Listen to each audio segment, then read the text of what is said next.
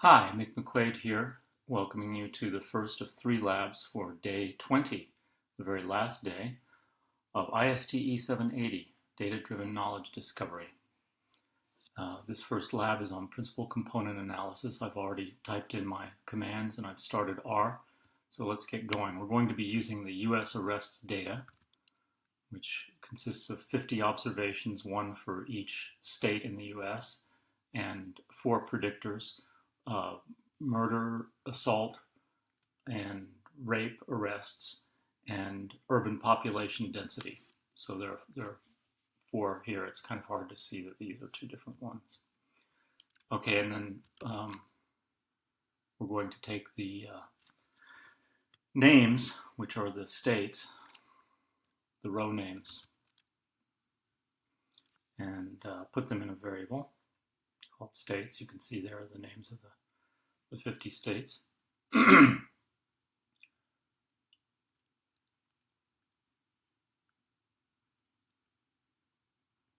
And we're going to apply a couple of functions here.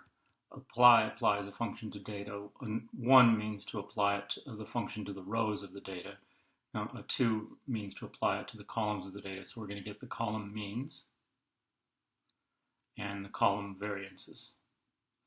And you can see in both cases that assault dominates the data.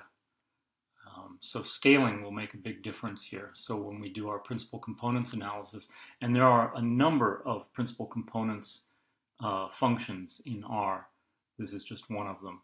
And by default, I think this one scales the means but doesn't scale the variances. So if we say scale equals t, it will also scale the variances.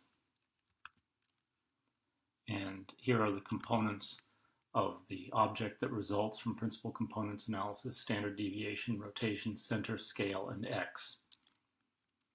And center are the means of the raw variables.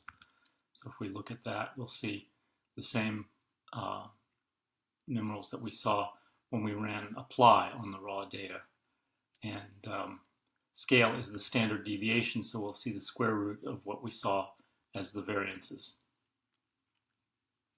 And rotations are the principal components loadings vectors. Try saying that 3 times fast, which we've seen the first 2 in the textbook. And the scores are x, and the dimensions of that are 50 by 4. So there are 4 score vectors, each one with a score for each of the 50 states. So now we'll make a biplot, which unfortunately will appear in the other window here. So let me pull it in here and resize it a little bit.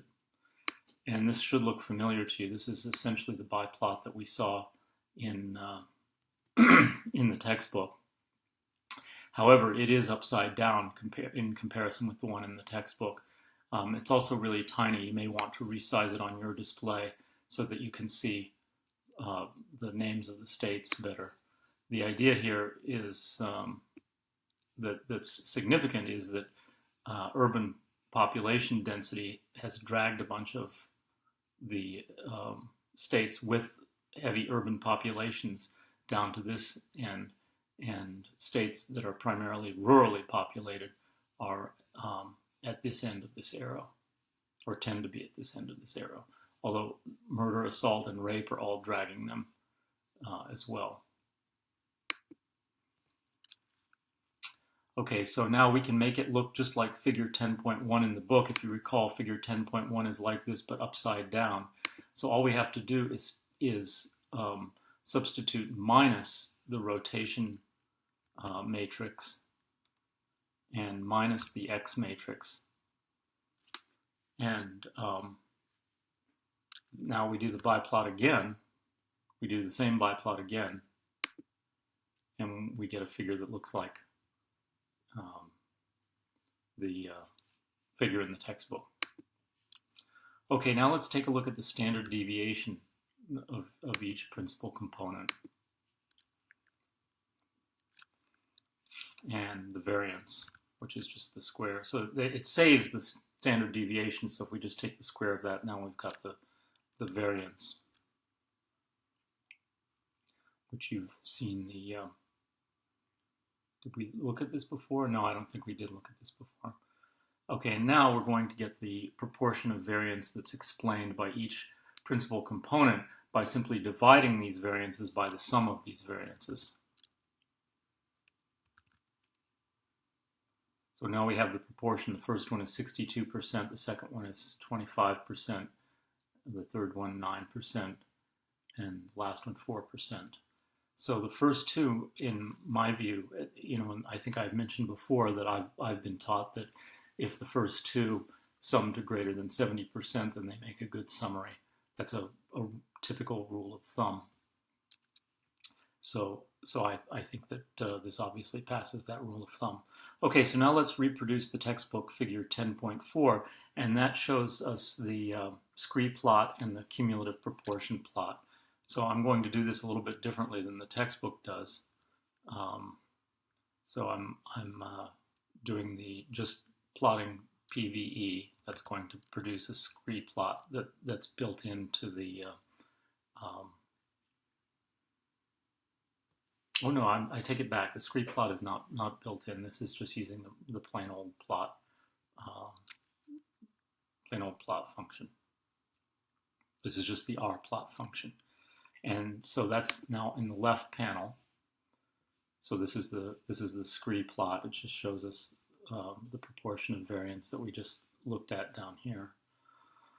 62%, 25%, and so on. And now in the other panel, we'll do the cumulative plot. So it's the same information, it's just plotted in a different, just shown from a different perspective. 62%, an addition of 25%, an addition of 9%, an addition of 4%. Okay, and what we plotted here to do that was a function called cumsum. Cumsum just computes the cumulative sum of a numeric vector. So here's an example of that. So here's a numeric vector.